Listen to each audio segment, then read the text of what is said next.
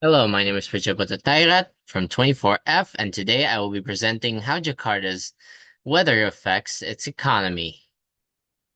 Let's start with the introductions. Jakarta's climate is tropical with wet seasons from November to March and dry seasons from April to October. This, however, can be deceiving due to the state of the planet, causing the dry seasons to become longer. The focus of this presentation is to explore the economic impacts of Jakarta's weather, mainly the floods and extreme heat.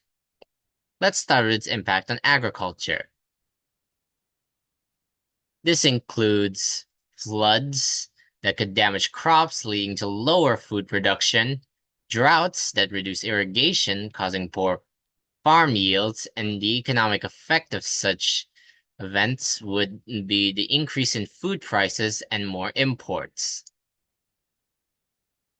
The effect it has on infrastructure and development can also be quite severe. An example of this would be flood damages that affect roads, buildings, and even public services.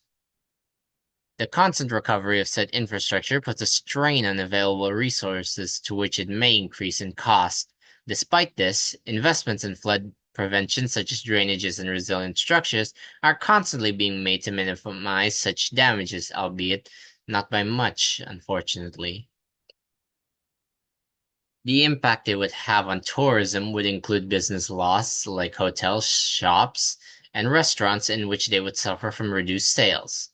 Adaptation within this field to counter these extreme climates includes spending on resilient tourist facilities to accommodate a much smoother tourist experience despite harsh conditions. The long term of such extreme climates hold much to be prepared for. This includes sea level rising, of which coastal areas face the threat of sinking, which would affect ports and infrastructure, and frequent flooding that can disrupt business and productivity. The solution to combating these extreme climates would be to focus on climate adaptation and improve urban planning to improve the lives of Jakarta's citizens. In conclusion, Jakarta's harsh weather conditions can impact its economy to a large scale, and it's of our great interest to start planning ahead so as to limit the damage these harsh climates can bring.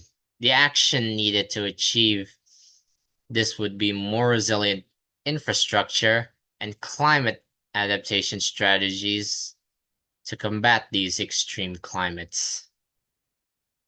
This concludes my presentation. Apologies if I may have missed any details within it, and apologies for also the stuttering. This may be my first presentation, and well, I thank you all for listening to my presentation. Farewell.